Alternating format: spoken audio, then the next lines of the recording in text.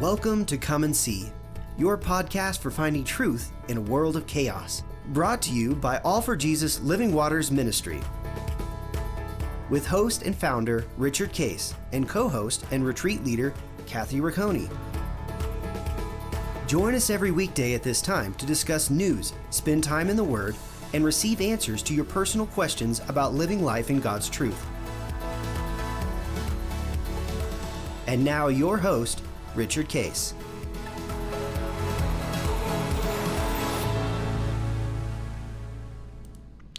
Well, good morning, Kathy. How you doing this morning? Good morning. Enjoying June summer days. We're officially into summer now, as we absolutely one of my favorite times of year. Yeah, yeah. I know you live in New England. Do you? I know you said you have a pool. Do you guys go to the ocean much, or go out to the? We do. We're only about 20 minutes from the beach. I tend to prefer the pool, but I probably, I still go to the beach, but I tend to want to sit by my pool where I don't have to get sandy. And then on occasion, I love to drive to the beach. I love to walk on the beach, but I don't often just go sit at the beach unless we're on like a beach vacation. But I do, I'm still probably there at least a couple times each month. So. Oh, really? That's nice. Yeah. It's so easy to get to here. Literally, yeah. It's a straight shot 20 minutes down the road. So, but we tend to go there more in the fall than I do in the summer, probably, because I can just go walk along without the crowds. Yeah, I bet that's right. I'm less of a crowd person and more of a just enjoy. I like the sound of it. I like the look of it, but I don't, I have to lather up in all the sunscreen. So, Yeah. We in Colorado, of course, we have some lakes, but primarily we go up to the mountains in the summer. And of course, mountains. Colorado thinks of mountains and skiing in the winter, but actually, the mountains in the summer are magnificent. They're gorgeous, beautiful hiking, and I talk about road biking. I take my bike up there, and there's great paths. Again, up there in the mountains, and some of them are. But don't do those if you are not accustomed to Colorado altitude. Yes, you gotta have you your be very aware. Oxygen ready and keep hydrated, and then as I get better and better at road biking, I can go up into pretty good mountain areas, so I can go nice. From there's a place called Frisco. A Copper Mountain, and then you go I know that area. Go up over Bale Pass, and that's a big climb hill. Right. You gotta really have stamina to get up over. It's nice coming down. See, I would hit the throttle on my e-bike. Yeah. My throttle is I gotta pump harder. But it's fun. So the summers are beautiful, and we're blessed with that. We've been talking about the covenant, and last time we talked about trust. Trust in God, and this we're going to move into another element of this, which is to stay in and live in and offer peace. So let's first of all start a little bit about through your experiences with the particularly people attending retreats and those around you. What tends to, let's say, cause people not to be in peace I'm experiencing a lack of peace. When people say, and they even say that I don't have peace. What tends to cause that from their perspective? Oh goodness, all kinds of different things. But when things aren't, in a generic broad sense, when things aren't going as we desire, we tend to fall out of peace, but they're hitting trouble or difficulty. A lot of times family or marriage, financial difficulties, problems with their children sometimes. There's all kinds of things that steal our peace if we allow that to happen.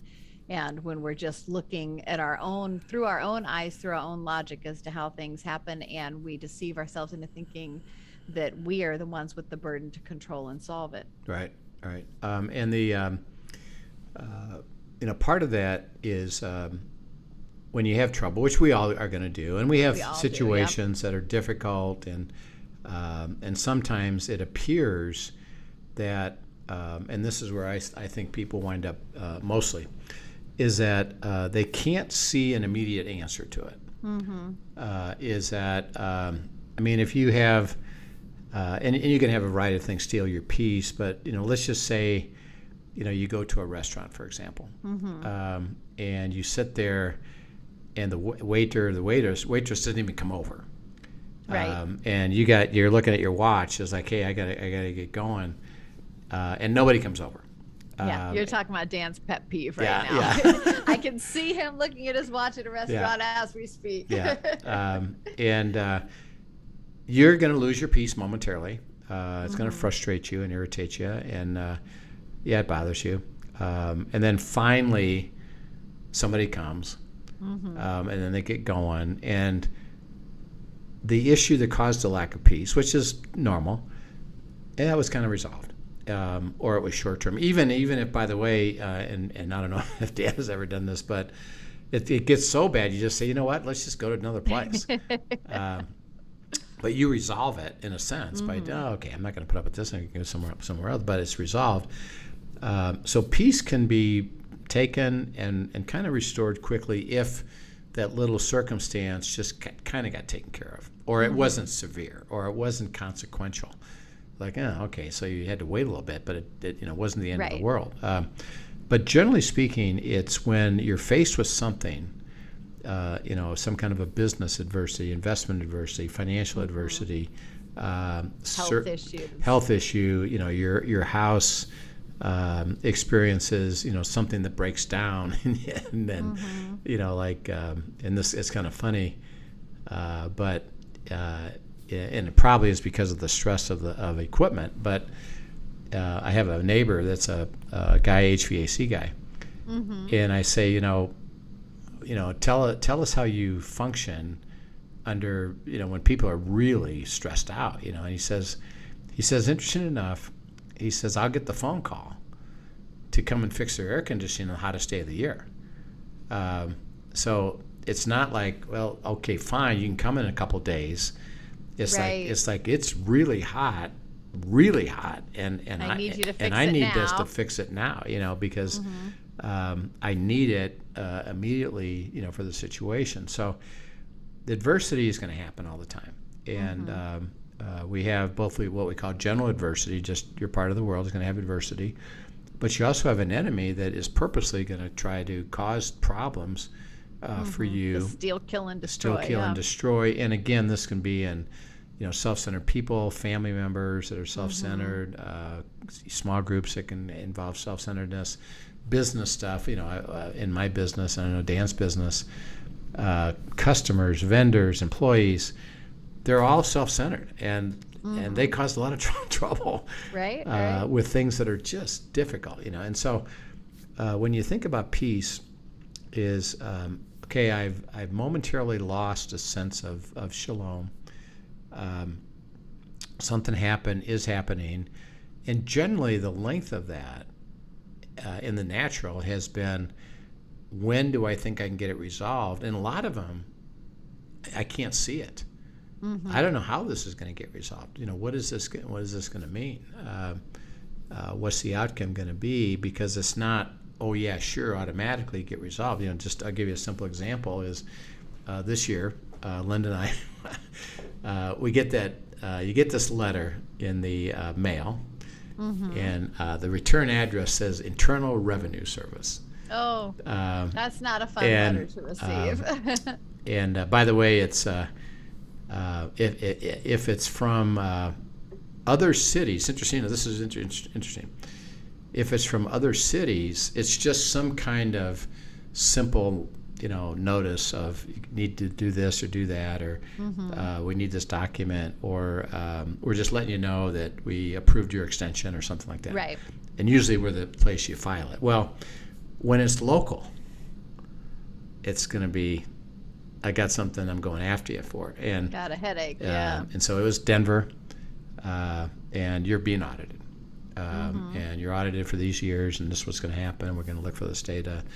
And I can tell you what, even though you think, well, I've done things pretty straight up, whenever you get a letter from the IRS, you still worry, right? You're immediately like, because mistakes happen. your piece is, and just even the hassle of it, because that means I got to get documentation and all this stuff. And it's not like going to happen overnight to get that resolved particularly when they give you a notice. And generally what they do, by the way, and this is what they did with me and Linda, is that they just make actually enough, they rule ahead of time. And they've already determined, I've looked at your return and I've rejected all this stuff, and you owe, $40,000. That's the starting point. It's not like we're gonna go look at it. It's like we've already looked at it. So you have to prove otherwise. I got to prove it the other way. And like, oh, brother, here we go. So, you call the accountant. Yeah, okay, well, we'll get the information. You got to get this and this and this. And he said, this is going to take a while. And they're not easily persuaded. Right. So, it's a matter of, you thought, well, first of all, it's going to take a while just to get it resolved. And because of their position, likely they're going to try to get something, from me, whatever that number is, all the way from 0 to 40, Right. And they're going to try to get as much as they can. And they're not pleasant. They're not like, oh yeah, we'd like to help you. It's like, no, we're going to rule hard against you, and you got to really prove it. On the other side of it, which, by the way, it's a reason that one of the things I've learned is keep your records and have it, And so you could lose your peace. And God says, well, interesting enough, the covenant involves this very thing, son. Is, yeah, I know you got a problem. It doesn't surprise me. Right. And by the way, be careful, because, again, we can say, God, why? How could you? How could you have them audit me and say that I owe this number? Why would you cause that? God says, I didn't cause that. You're part of a wicked world with self-centered people, with businesses, organizations, governments that are trying to come against you, and they've decided they can try to collect money from you. That's just part of the system. I didn't cause it. Right. Actually, you caused it. What do you mean? Adam and Eve caused it. They handed all this over to Satan, and it's kill, steal, and destroy, and they're coming after you. You're just part of. I said in the world, you're going to have what? You're going to have trouble. You're going, and for you, IRS is trouble. Okay, so don't blame me. But, and we talked last time about trust. Well, okay. In this situation, I know I can trust you that you're going to deliver the covenant to me. You're going to bless me to make me a blessing. Now, what I didn't say is this: you're going to make sure it's 0. I didn't say that. Right. I just said, in this scenario, you're going to bless me to make me a blessing. I know that. Now, I don't know how. I don't know what that looks like. I don't know what that looks like. But I know that I can trust you. And he says, as a result of that, and this is where the covenant is so critical, is that, hey, son, do you have a heart to follow me? And while you're following me, because you're going to have to experience me showing you the answer, which, by the way, I'm letting you know up front, it's going to take a while. Okay. Do you have a heart to go? And while you go, if you are going to stay with me, there's an element of you got to get back to peace, and you have to stay there while we're walking through to the solution. And I'm going to even ask you, as you receive it, to offer it to others in the process. And you can't offer it unless you have it. So that's kind of the premise of this issue of peace, because that's it's really a big deal, because I'm going to demonstrate the covenant in the middle of all this stuff that's going on. And so I didn't remove you from that, but I'm going to resolve it. Okay, so let's go first of all to. There's some beautiful verses in Isaiah 26. Read verses 2 through 5 and then verse 12. Isaiah 26, 2 through 5 and then verse 12. It says, open the gates that the righteous nation which keeps the truth may enter in. You will keep him in perfect peace, whose mind is stayed on you, because he trusts in you. Trust in the Lord forever, for in Yah the Lord is everlasting strength. For he brings down those who dwell on high. The lofty city, he lays it low. He lays it low to the ground. He brings it down to the dust. Okay, and then read verse 12. Lord, you will establish peace for us, for you have also done all your works in us. Okay. So let's connect a couple dots here. He says that if you keep the truth, and keeping the truth is, again, it says righteous nation, enter in. Think of you're entering into the covenant, into the kingdom, and you're righteous because why, by the way? And he's talking about us. Because Jesus made you righteous. Well, because he covered us with his righteousness. So Right. It's not because of me. Right. It's interesting enough is that in order to become righteous and experience righteousness, I have to enter into the kingdom, which is why. He says, because you keep the trust, you keep the truth, you're pursuing truth, and you trust. Why? Well, then I'm willing to go. And what do? If you're in the kingdom, we keep repeating this, but that means there's a king Right. who knows what he's doing. And if I'm there, I'm saying what? I surrender my will to yours. And I enter in. As soon as you enter in, you're covered with righteousness. Okay, great. Now we're here, and he says this in verse 3. Because you're here. By the way, I can't do this unless you're not here. Right. I will do what in verse 3? God says, I'll do what? You will keep him in perfect peace. Who's Perfect who's peace. what? Whose mind is stayed on you Okay, because he trusts in you. that's right. So the and the Hebrew here is I'm going to keep you in shalom shalom. Actually, the word perfect isn't there, but it's saying that because he repeats it, it's going to be complete, full, and absolute. And that's why they use the word perfect, is it's the absolute best of peace, because I'm going to keep you in shalom shalom. I'm going to get a double portion of favor. And see, it's not just that I take away the anxiety, which is important. I'm gonna have you know that I'm going to deliver to you the covenant at absolutely 100%, double, and you'll be in perfect peace. Now your role, he says, is to keep your mind where? Stayed on him. Okay, that means that I'm with him, and I'm following him because what do you have to say? Right. What instructions do you have for me? And the only way I can receive it is if I enter into the shalom in the first place. So he tells us a little bit of kind of a clue. If you're still highly anxious, now, by the way, it's not that I don't know the answer yet or that I'm still learning about the answer, but if you're highly anxious and you're trying to figure it out on your own, you haven't come here. And that's why you don't have any peace, because you gotta stay with me, and that's why the word "stay." Keep your mind on me.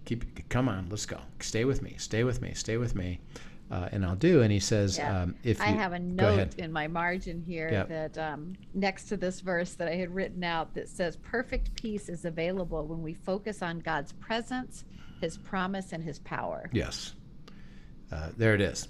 And say that again. It's when we're focused on Him, His presence. On His presence, His promise, what He speaks. So we're seeking what He speaks and focused on that, and His power to deliver what He says. And I can deliver what I say, and I need you to stay with me, and keep remembering. Oh yeah, it's going to happen. So I'm in the middle of this audit. Okay, you said I'm going to go to you. I'm going to keep my mind focused on you, and I can experience peace right now. Because you give it to me, and it's kind of those one interesting things is if you just cross over, you begin to have it. Right. Okay, all right. Why? Well, because you're going to deliver me the covenant. This is a problem. I don't like it. It's problematic. It's going to take a lot of time, but you're going to deliver the covenant. I'm going to keep focused. See, the difference is. I think what's cool about that too, though, is when you're focused on one thing, you often that means you have to turn your focus from something else. Right. And so there's intentionality in being stayed. That is, I am going to keep my focus on who you are and on being in your presence, on hearing and seeking you and trusting the power that you can deliver. Yep. But it is an intentional turning our focus from something else and turning it to Him. Right. Right. And then in verse 12, he says, you're going to establish, make happen certify peace, shalom, for us because he says, God, to God, you have done what? You have done all our works in us. Well, you're doing the work. So I actually don't have to do much other than keep my mind focused on you, stay with you, Stay with you. Yep. Hear and listen, follow. And you are going to do the work in me. And I can talk to you about, okay, I'm with you. Father, man, this isn't going to be pleasant, and I'm really not happy about this because even because of the potential money financial issue, I know it's going to take time. Right. And I'm going to have to now do something. And attention. And and I got to go get records, and I got to go all this stuff. And it's just a bother. I know. And he says, I'll do a work in you to get you to stay with me. And I'll reinforce it along the way, and I'll give you encouragement, and I'll give you help, which can be, for example, it could be Linda, that, hey, we're struggling, this is a problem, I got to blah, blah, blah. And she can say, well, I hear God saying this, and so don't fret. God will deliver it. He said the covenant, you can stay with me. God says, I'm going to establish it and do the work in and through and around you, to have you. And really, it's kind of an indicator of if you're really with me, which I'm going to deliver to you, I'm going to give you peace. And I'll give you the peace. I haven't resolved even anything yet, but I'm going to give you peace and stay in that peace. Because why? Well, that'll lead you down the right path for me to deliver the covenant. In other words, don't walk away and stay in peace. And then he tells us even more so. He said, now here's why. Go to Isaiah 53. This is a famous verses about Christ, actually the Christmas verses. But read this, and what does it say? Isaiah 53, 3 through 6. He is despised and rejected by men, a man of sorrows and acquainted with grief. And we hid, as it were, our faces from him. He was despised, and we did not esteem him. Surely he has borne our griefs and carried our sorrows. Yet we esteemed him stricken, smitten by God, and afflicted. But he was wounded for our transgressions. He was bruised for our iniquities. The chastisement for our peace was upon him, and by his stripes we are healed. Yeah. All we like sheep have gone astray. We have turned everyone to his own way, and the Lord has laid on him the iniquity of us all. Yeah, I said Christmas, I meant Easter. Well, they're both the same. It's Christ. They're tied together, right? But he says that he bore the penalty, the chastisement, the issue, the iniquity for our peace was upon him. And by his stripes we are healed, so that we can experience his peace. So that he says that the reason that you can cross over into the kingdom and receive righteousness, which implies peace with it, is that I took on the problem and now have given you the privilege of living with me, where because I took on the penalty which took away the peace, now I offer it back to you because I've got it. And I took it, and I took yours. And he says that, we have all turned away, but Christ, God did, the Father did what? I laid the iniquity on him, not you. Right. So why don't you come and enjoy the peace, because Christ is the one that has the peace. I did all the work of the peace.